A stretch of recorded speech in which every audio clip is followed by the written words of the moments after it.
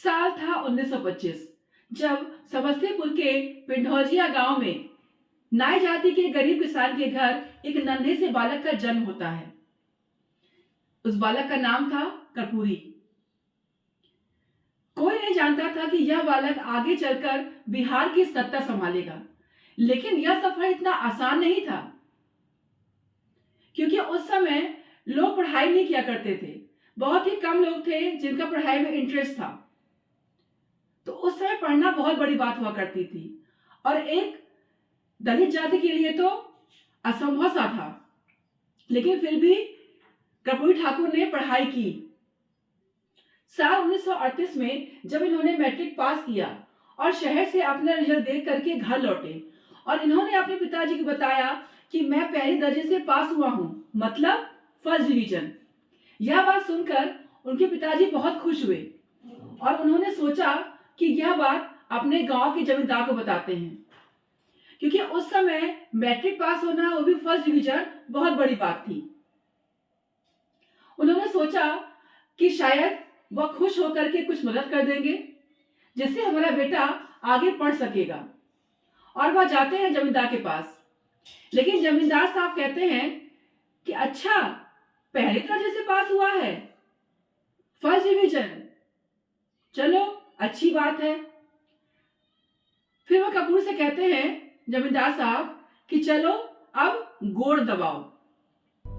यह शब्द, चलो अब गोड़ दबाओ, यह शब्द उनके हृदय में घाव कर गया और उन्हें यह शब्द कांटे की तरह चुभने लगा और उन्होंने आगे चलकर अपने गोड़ यानी कि पैर मुख्यमंत्री की कुर्सी पर ही टिकाए। जननायक कर्पूरी ठाकुर किसी व्यक्ति का नहीं, बल्कि बिहार में दबे कुचले तथा शोषितों के जीवन में सामाजिक, आर्थिक और शिक्षा क्रांति लाने वाली शख्सियत का नाम है। उनकी जिंदगी जून 1977 में यह बिहार के मुख्यमंत्री बने।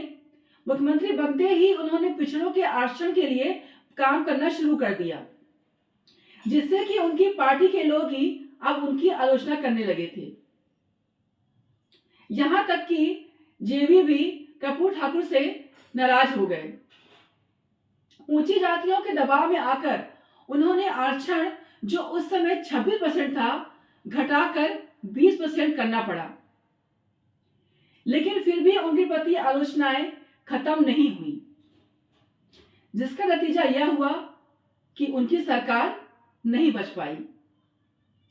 कर्पूरी ठाकुर ने दलितों के लिए और अन्य जातियों के लिए भी बहुत सारे कार्य किए। इसीलिए कर्पूरी ठाकुर जननायक के रूप में जाने जाते हैं। कर्पूरी ठाकुर बिहार में 2 बार मुख्यमंत्री रह चुके हैं और 1 बार उप मुख्यमंत्री और प्रतिपक्ष नेता भी रह चुके हैं। इन्होंने बहुत सारे कार्य किए, जैसे इन्होंने कक्षा 8 तक की अंग्रेजी शिक्षा की अनिवार्यता खत्म की थी और एससी और एसटी के लिए आरक्षण को लागू किया, माल गुजारी टैक्स को खत्म किया, बिहार में शराबबंदी की।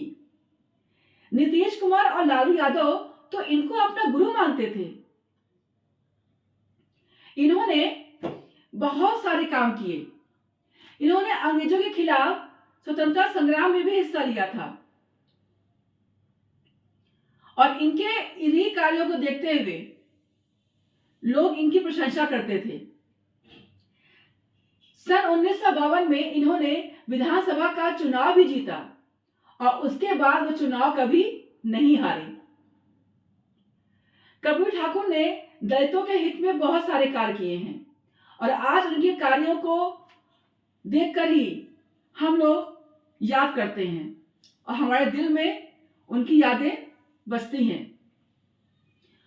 और हर साल 24 जनवरी को उनकी जयंती मनाई जाती है बहुत धूमधाम से और इस दिन सभी लोग इन्हें याद करते हैं। और इसी वजह से बहुत समय से नीतीश कुमार, तेजस्वी यादव और भी कई लोग इनको पद्म भूषण से सम्मानित करने की बात कर रहे हैं। और इसीलिए 26 जनवरी को हमारे प्राइम मिनिस्टर श्री नरेंद्र मोदी जी इन्हें पद्म भूषण सम्मान से मरणोपरांत सम्मानित करेंगे।